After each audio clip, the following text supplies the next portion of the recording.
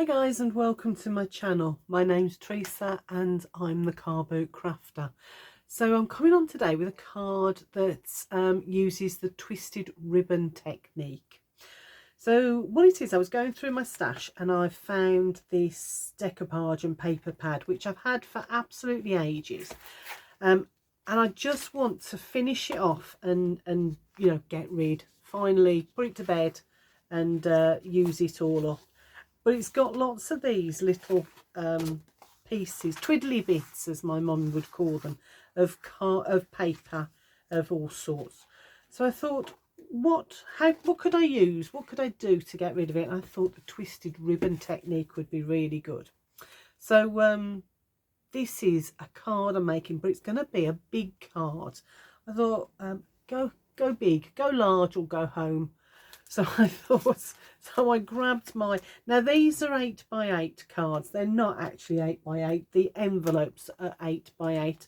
The cards themselves are 7.5 by 7.5. So as you can see, they're a little bit smaller than the envelope. So they're 7.5 by 7.5. So my first attempt was this one, which is all right, and I'll use it and post it out. You know, we've got some children in the family that are going to turn you know, going to have a birthday soon, and I thought, well, that's okay, but I thought I could do better, so I'm going to give this a go, this thought a go. So let's see how it turns out, see what you think. So the first thing I'm going to do is move that out of the way, and I'm going to grab my big, hefty, unwieldy. The reason I'm using this, guys, is because of course my other trimmers need new blades. You know, when you cut your card and it's a little bit hairy, shall we say. So 7.5, so half of 7.5 is 3 3/4. So I'm going to I've folded out my card like that, pushed all of it, most of it the way through. I'm just going to line this last edge up at the 3 3/4. That's half of our 7.5 front. So I'm just making sure my blade's up properly, and so I've cut it down. So I've now got one of those cards. I'm sure they've got a name, but I can't remember what it is. So that's going to be my card base. I'm going to pop that to one side because now I want to work on this one. So my paper is my card's base is 7.5. Yes, so I want to take this down to, let me just grab my measurements and double check, and of course I can't find it. Oh goodness, I've just got a pile of stuff on the side. So yes, 7.5. No, 7. I'm taking this down to 7, and this is going to be my base. The reason I'm taking it down to 7 is because I've got a piece of card which I'm going to use around the outside of it, so I'll come to that in a minute. So I'm taking this down to 7 by 3 1/4. So there we go, 3 1/4, and this now is going to be the base for my twisted ribbon. Let's pull that out, put that away, out of the way, and pop those to one side. So this is now going to be the base of my twisted ribbon. So I'm going to bring in my hoogie board, and the reason I love my hoogie board is because although I've got lots of other boards, this has measurements every half an inch. And it just makes life easier for me when I'm doing these measurements. So I'm just going to butt it up to this side, and I'm just going to make a mark either side every half an inch like that. And you're going to go all the way down to the bottom every half an inch. And you don't even have to think about it with the hoogie board, because otherwise I'd be like, am I in the right one? Let me just double check. So I've gone all the way down and made a mark like that. Hopefully you can see that. What I'm going to do is I'm going to bring my ruler in and I'm going to join those up. You don't have to do this. I'm only doing it because I need to show you how to do the ribbon technique. So I'm just going to join up a couple of these at the top, just so as you get the idea of where we're going with this. So otherwise it's a little bit difficult to explain. So we've got our base card all measured up with our notches down the side. We don't need those if we don't need to. So then I need to grab some scraps of card, and I've used a page out of my pack. So I've used some of the cards in here, some of these scraps, to do myself a handful of these are, let me just double check for you, these are, yeah, 3 3/4 by 1/2 inch, and I've done that using this patterned paper. And then I've also got some scraps of mirror board, and I've done exactly the same. I've cut out a load of pieces that are 3 3/4 by 1/2 inch, and I found actually the easiest way to do it is to cut my scrap piece of card to 3 3/4. So let me just line that up with the 3 3/4. Cut that at 3 3/4, which is the length I want. And then this one, so that's no good now, don't need that. This one has got, this trimmer has got 1/2 inch marks all the way across, which again makes life really easy for me. I've got these bits at the end, so I won't be able to use all of that, but I can use all of this here. So I'm just going to pop this in, line it up. Now that comes to, hold on, that's 3 3/4, that comes to 2 1/4. Well, that's no good to me, so that bit I don't need. So I'm going to chop that off. I'm going to take this to 2 1/2. So that was 3 and, yeah, that was more. Taking it to 2 1/2. I'm just going to chop that off. And I don't need that bit. I can get rid of that. And now I'm going to switch it round, because this is I can't use this bit. So I'm now going to take this to, that's back to 2 1/2. I'm going to take it to 2, and I'm going to chop that down, and I'm getting those lengths that I need. So take it to the next one. So I'm following these grooves in my trimmer, and I just found it's the easiest way to get those lengths sorted. So I'm going to show you part of this. I won't go into it, do all the way down, because I've already got one I've prepared earlier, Blue Peter style. So I'm going to start with my mirror board. Now you can, this paper's double-sided, so I could have done my twisted ribbon using the 2 different patterns if I wanted to, but I really like it with the mirror board behind. I think it gives a really nice effect. So what you're going to do is you're just going to put glue on the back of your mirror board, and you're going to line it up. So we've got our line here going across, and we want one side above the line and one side below. Let me show you what I mean. I'm going to bring this down. I'm putting it so it lines up at the top here. I'm having it just this side of that line, and then I'm going to bring the bottom and I'm going to put it, I'll turn it that way, so there's my line. I'm going to bring it up and put it so that it rests just the other side of that line, like that. Then I'm going to get my next one, I'm going to glue that up, and I'm going to miss out this line. So that was my top line. I'm missing out this line, and I'm going to go to the next one. I'm going to do exactly the same. I'm going to put the top of my card this side of that line, and I'm going to put this side, the bottom of my card, the other side of that line. So if I hold that there like that, whoops, swap over hands. So this top is this side of that line.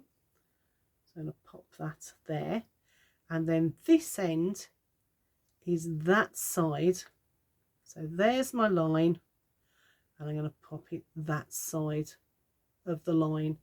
So I end up with two pieces of mirror board that are parallel. I'm going to carry on down, and you can draw the lines in if you want. The only thing is you've got to rub out those ones that are visible afterwards. So I'm going to miss out this line and go to the next two marks, and I'm going to imagine there's a line. So I'm going to pop it so that my mirror board is this side of this mark, and I'm going to take it across so it's this side. So this is where the line is between those two marks, and I'm going to pop it this side of that mark like that. So we end up, once you've got the first one in, as long as they're running parallel to each other, it gives you a visual guide for doing it. So I'm missing out this bit and I'm moving down, and I'm going to do exactly the same, keeping my mirror board that side of the mark or the line, the invisible line that we've got there. And carry on all the way down till you get to the bottom. And once you get to the bottom, let's pretend I've got to the bottom, then I turn it round the other way. It just makes it easier for me to then follow my marks. I've got all my patterns paper. I'd use a lot more than this. This is just for demo. So I'm then going to do exactly the same. I'm going to put glue on the back of my patterns paper, and I'm going to overlap it on this one here. So I'm going to line it up, but only on this end. I'm not going to follow it, just going to line it up on there, and then I'm going to take it across to the next piece at that end and join it up so that it crosses over where it crosses over the paper. What you can do, if it's easier for you, is cut those off before you do this stage. Let's move those out of the way, and then grab your next one, put the glue on, and again I'm going to line it up there and bring it across to the next one down there. I'm going to go all the way down my paper with this. So just keep gluing the back of my card, lining this end up with that one, then bringing it across to there, and we end up going all the way down to the bottom. Before I forget, don't forget the very top. We need to put one up here. So let me show you how you do that. Again, I'm just going to glue the back of this one.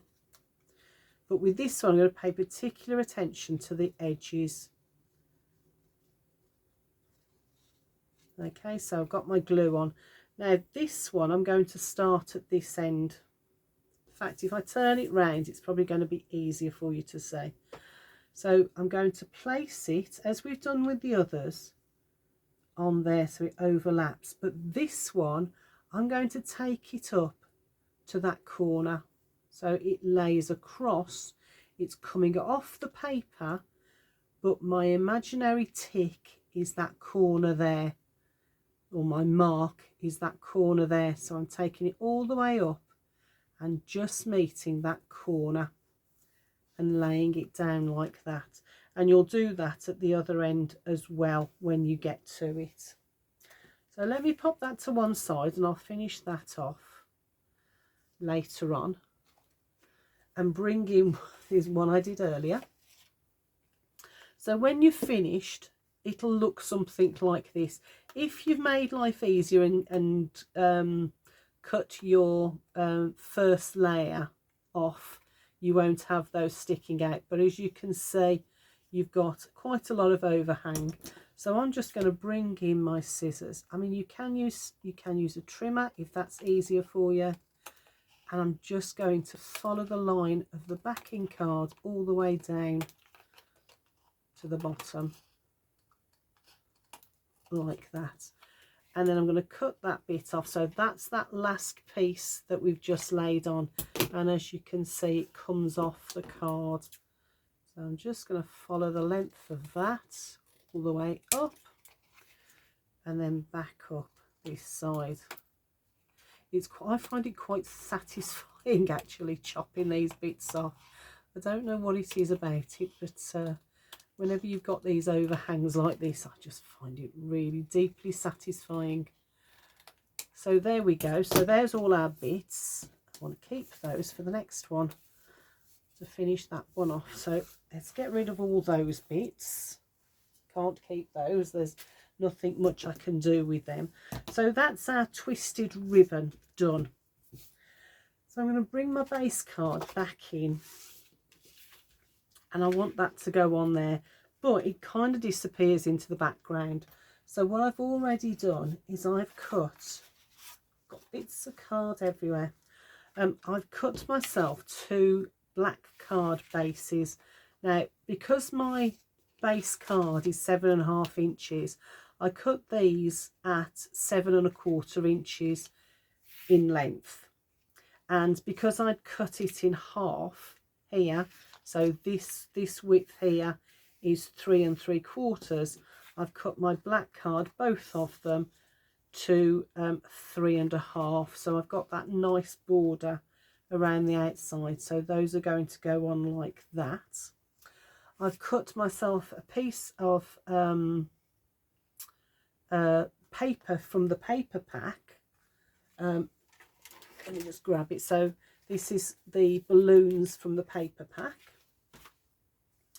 and that's going to go there, and my twisted ribbon is going to go there. So let me just get some glue and start putting it together. Oh, hold on, make sure I've got it the right way around. I'm going to put my black card on first, because that doesn't really matter, because these are both the same size. And then I'm going to have a think properly about which way round I want to do my next layers, whether I want a twist. I'm thinking I'm going to put the twisted ribbon piece on the back of the card. So let me get these down and I'll show you what I mean. Just going to line that up so I've got a nice border all the way around on my card. And then I'm going to use the line of that card to help me put this piece down and line it up. So nice healthy bit of glue on the back of the card. Don't know why I said healthy, but yeah, you know.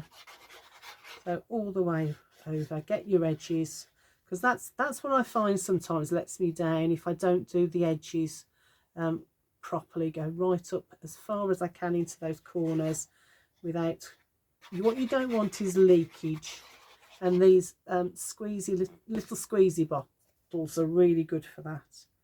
So I'm going to lay this down, and what I want to do is make sure I line up the two, there we go, the top of those two and the bottom of those two, while making sure I get a nice even border all the way around. So there we go. So that's the base down. Now I'm thinking I'm going to put this on here and that on that side. So that's the piece that lifts up on there that way around. So I'm going to grab me glue again. So this is 3 1/4 by 7 inch, the same as we cut down the piece of card that we cut off from the base card. So they're both the same size to make it balanced. So just going to get glue on. This is this card, because there's so much glitter on the paper itself. It's more paper than card, if I'm honest. Is it tends to bend, so I'm just putting an extra bit of glue on there just to hold it down. And I might lay my in fact I will lay my ruler that side, which is starting to curl. You just see it curling up, so I'm just going to lay my ruler over it. That'll hold it down for a minute while it sticks and while I do this piece. So I'm just going to glue the back of this one as well, because this is card. It shouldn't curl up the same as the paper has. Yeah, that's something I start to look at now when I buy paper packs, to see if they're heavily glittered or embossed or something like that, because it does, if you want to glue them down, they do curl up a little bit. Again, I'm trying to make sure that those levels are even, top and bottom, so that's got that on. I'm just going to use my bone folder to make sure there's a good contact all the way down with my glue. So that's the base of my card sorted. Now I've already popped out one of the little characters from the card, and I'm going to lay him on there. Now I did think he would get lost like that, so I cut a base, again using scraps. I've cut a black base, and I've used one of my corner rounders, because I pop that there, because you can see there's a very tiny little round on there. I thought it would look better to have the edges of the black card rounded off as well. So that's what I've done with that. So I'm going to glue him down and then stick him to the black card background like that. And then I'm going to use, I think I'm going to use some foam pads and raise him up a little bit before I pop him down. So let me just make sure I'm lining him up straight. There we go. And I do like to use my bone folder just to get those edges down. There we go. So he's going to go on there, but I do think a few little dimensions would be quite nice on there. So I'll pick these up from Poundlands. They're starting to do these smaller squared ones, which because normally, I don't know if I've got any of the old ones left. Yeah, because normally they're kind of like a rectangular shape, aren't they? So I think these are going to be a bit more useful actually, because they're just a smaller size. So yeah, and you won't be having to cut them down, or I'm not going to have to keep cutting them down as I had to with the other ones. So I'm going to put it, when I do this sort of card, I do like to see my image in the centre. Sometimes you can have them to one side and that works, but I think for this one I'm going to put it in the centre like that.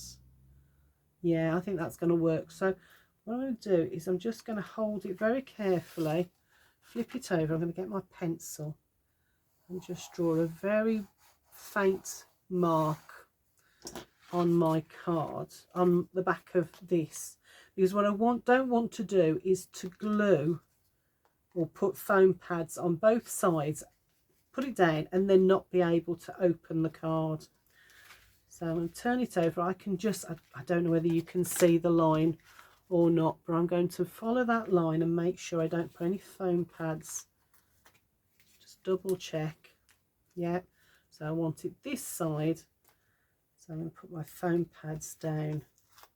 Don't need tons of them, but then again I do like to make sure that it is supported. So there's my line, so I'm going to stay this side of that line. So yeah, there we go. So that should do it. And I always press down a little bit to make sure that they're all on, because I have in the past got too enthusiastic about pulling off the papers on the back of these foam pads, and the whole lot's come off in my hand. Foam pad, the lot.